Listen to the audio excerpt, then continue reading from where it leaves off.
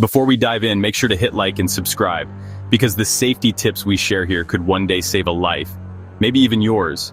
Your home is your safe space, or so you think. But what if the very things you trust to protect you and your family are silently putting you at risk? In this video, we're counting down 10 of the most dangerous home safety myths, ones that millions still believe. Stay with us till the end. Number 1, almost everyone gets it wrong, and the consequences can be deadly. Let's begin. Now, I've been in the construction and home safety business for decades, and let me tell you something. I've seen what happens when people believe these myths. I've walked through homes after fires, after break-ins, after accidents that could have been prevented. And you know what the common thread was? People thought they were safe because they believed something that simply wasn't true. That occasional chirp from your smoke detector? It's not proof that it's working. It's a warning. The battery is dying. In a real fire, that detector may stay silent. No alert, no warning, just smoke, flames, and precious seconds lost. Press the test button monthly, change batteries every 6 months. Silence isn't safety. It's a red flag. Here's what most people don't realize. And this is where I see homeowners make critical mistakes. That chirping sound? It's your detector's way of crying for help. But here's the thing that really gets me fired up. I've been in homes where people have removed the battery entirely just to stop the chirping. That's like disconnecting your car's brake warning light because it's annoying. Let me give you the real deal on smoke detectors. First, you need both ionization and photoelectric detectors, or better yet, dual sensor units. Ionization detectors respond faster to flaming fires, while photoelectric detectors are better at detecting smoldering fires. Most people have no idea there's even a difference. And here's another thing. Smoke detectors have a lifespan, 10 years maximum. After that, the sensors degrade. I don't care if it's still chirping or passing the test button. If it's over 10 years old, it needs to go. Period.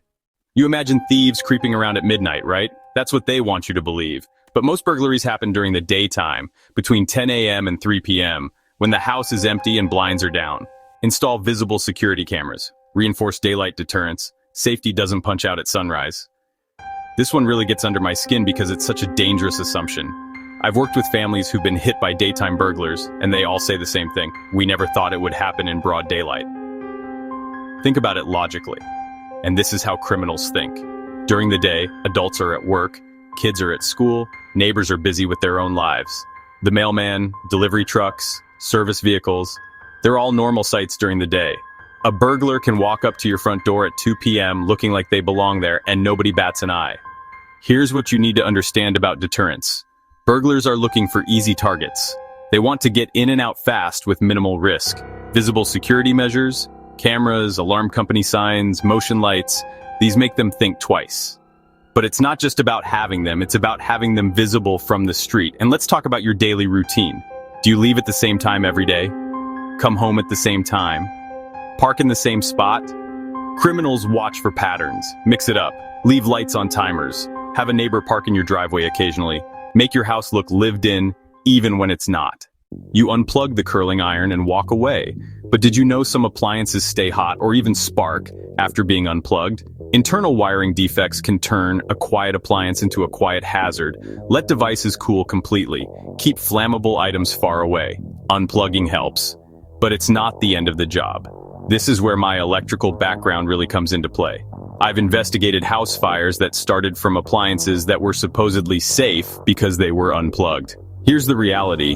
Unplugging stops the power flow, but it doesn't instantly stop the heat or eliminate all electrical hazards. Take hairstyling tools, curling irons, straighteners, hot rollers. These things can reach temperatures of 400 degrees Fahrenheit or more. When you unplug them, they don't magically become room temperature. They need time to cool down, and during that cooling period, they're still hot enough to ignite paper, fabric, or other combustible materials.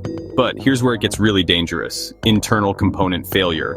I've seen appliances with faulty wiring that continue to arc and spark even after being unplugged, especially if there's residual charge in capacitors or if there's been moisture intrusion. This is particularly common with older appliances or ones that have been dropped or damaged. The smart move? Create a cooling station, a heat-resistant mat or metal surface where hot appliances can cool down safely, away from anything flammable.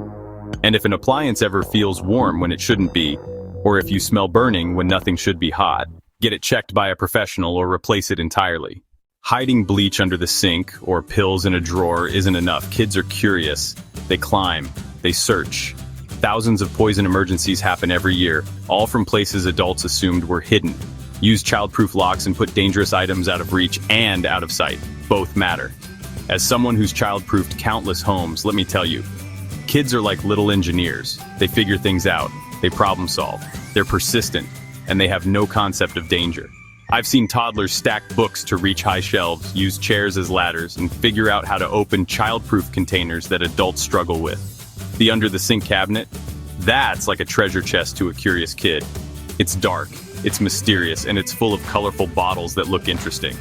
Here's what most parents don't realize. Childproofing isn't just about locks and latches, it's about creating layers of protection. First layer, remove the hazard entirely if possible. Do you really need that industrial strength drain cleaner? Maybe a safer alternative would work just as well. Second layer, secure storage. Not just high up, but locked up. And I'm talking about real locks, not those plastic safety latches that determined kids can defeat. Third layer, education. Age-appropriate conversations about what's dangerous and why. But here's the critical part, you have to think like a kid.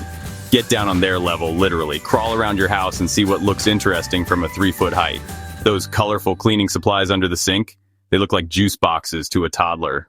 That satisfying click of the lock feels like protection, but most front door locks can be bypassed in under 30 seconds. And burglars, they know which doors are soft targets. Reinforce doors with deadbolts, long screws in the strike plate, and install a smart camera or bell system. Make them think twice. This is where I see homeowners make some of their biggest security mistakes. They spend thousands on a beautiful front door, then secure it with a lock that costs $20 and can be defeated with a credit card. Let's talk about what makes a door secure. First, the door itself. Solid core or steel doors are your best bet. Hollow core doors might look nice, but they're about as secure as cardboard when someone really wants to get through them. Next, the frame. This is huge. I've seen doors with excellent locks that failed because the frame was weak. The strike plate, that's the metal piece the deadbolt goes into, needs to be secured with screws that go deep into the wall studs, not just the trim. We're talking 3-inch screws minimum. And here's something most people never consider. The gap between the door and frame. If I can see light around your door when it's closed, it's not secure. But the real game changer is making potential intruders think your house isn't worth the risk. Visible security measures, good lighting, clear sight lines from the street. These things matter more than the strongest lock if they convince someone to move on to an easier target. Your doors might be locked tight, but what about your windows? Especially rear or basement windows, unguarded, unalarmed, and often left cracked open. That's an open invitation. Install locks on every window. Use window sensors or glass break detectors. Safety isn't just about the front door. Windows are the forgotten entry point, and that drives me crazy because they're often the weakest link in home security. I've done security assessments where homeowners have Fort Knox front doors and windows that can be opened with a butter knife. Here's what most people don't understand about window security. It's not just about locks, it's about layers of protection. First, the obvious stuff. Make sure every window has a working lock and use it, but standard window locks are often just for keeping the window closed, not for security. For real security, you need secondary locks. These can be simple pin locks, sliding window locks, or even a wooden dowel in the track for sliding windows. The goal is to make it impossible to open the window even if someone breaks the glass and reaches in. But let's talk about the windows everyone forgets. Basement windows, bathroom windows, second-story windows above porches or garages. These are often left unlocked because people think they're inaccessible. Wrong. Criminals know about ladders, and they know that most people don't secure their upper-level windows. And here's a professional tip. Window film. Security film won't stop someone from breaking your window, but it will hold the glass together, making it much harder and noisier to get through.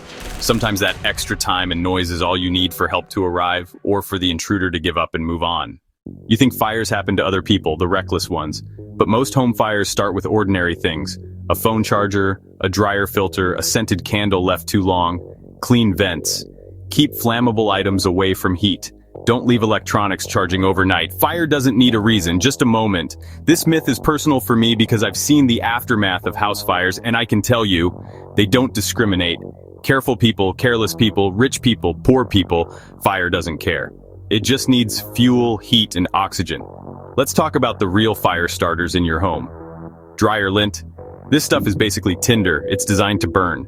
Every load of laundry creates lint. And if you're not cleaning your dryer vent regularly, and I mean the whole vent system, not just the lint trap, you're creating a fire hazard. Phone chargers and electronics, these generate heat, and heat plus flammable materials equals potential fire. I've investigated fires that started from phone chargers left on beds, under pillows, or plugged into overloaded outlets. The smart move? Charge devices on hard surfaces, away from anything that can burn. Candles are another big one. People think they're being careful by blowing them out when they leave the room. But what about when they fall asleep? What about when pets knock them over? What about when the wax melts down and the flame reaches the container? Here's what I tell every homeowner. Create defensible space around anything that generates heat. 6 inches minimum, but more is better. And have an escape plan, not just a plan you think about, a plan you practice. Because when there's a fire, you don't have time to figure things out. They're 11 or 12. You think they'll be fine alone. But emergencies don't care about birthdays. Do they know what to do if the smoke alarm goes off? If someone knocks? If the power cuts? Teach emergency plans, run drills, leave instructions. Supervision isn't just physical, it's preparation. This is where I see parents make assumptions that can have serious consequences. Age doesn't equal maturity, and maturity doesn't equal emergency preparedness. I've met adults who don't know how to shut off their home's main water valve or electrical panel. Here's what kids need to know before they're left alone. How to call 911 and what information to give. Where the fire extinguisher is and how to use it. Or more importantly, when not to use it and just get out. How to shut off the main water if there's a leak. Where the electrical panel is and how to reset a breaker. But it's not just about emergencies. It's about judgment. Can they resist opening the door to strangers? Do they know not to tell callers that they're home alone? Can they follow safety rules when no one's watching? And here's something most parents don't think about. Practice runs. Don't just tell them what to do, walk through it with them. Have them show you how they'd exit the house if there was a fire. Have them demonstrate how they'd handle a stranger at the door. Make it real, because in an emergency, they'll fall back on what they've practiced, not what they've been told. The bottom line is this: leaving kids alone isn't just about their age or maturity. It's about preparation, practice, and having systems in place that work, even when they're scared or confused. Still believe home security is for the wealthy? That idea is outdated and risky.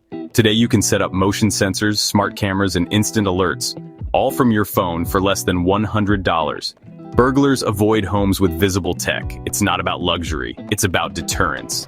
The security industry has been revolutionized, and most people don't even know it.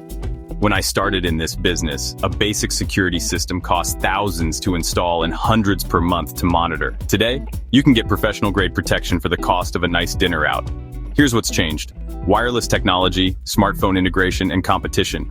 You can now get motion sensors, door and window sensors, cameras, and professional monitoring for a fraction of what it used to cost. And the best part? You can install most of it yourself. But here's what I want you to understand about security systems. They're not just about catching criminals after the fact. They're about prevention. A visible security camera, an alarm company sign in your yard, motion lights that come on when someone approaches. These things make criminals think twice. And let's talk about the psychological aspect. When you have a security system, you feel more secure, you sleep better, you worry less when you're away from home. That peace of mind, that's worth something too. But don't just buy a system and forget about it. Test it regularly. Update the software, change the batteries. A security system that doesn't work is worse than no system at all because it gives you false confidence. The key is to start somewhere. Even a basic doorbell camera or a few motion sensors can make a difference. You don't need to secure everything at once. Build your system over time as your budget allows. The most dangerous myth? Thinking it'll never happen to you. That's what every victim thought until the moment came. No one expects a break-in, a fire, a poisoning, but they happen every day in homes that felt safe. Home safety isn't about paranoia, it's about readiness. And readiness starts with truth, not myths. This is the big one, folks. This is the myth that underlies all the others. It won't happen to me. I've heard this from homeowners right before they show me the water damage from the burst pipe they never thought would happen. Right before they tell me about the break-in they never saw coming.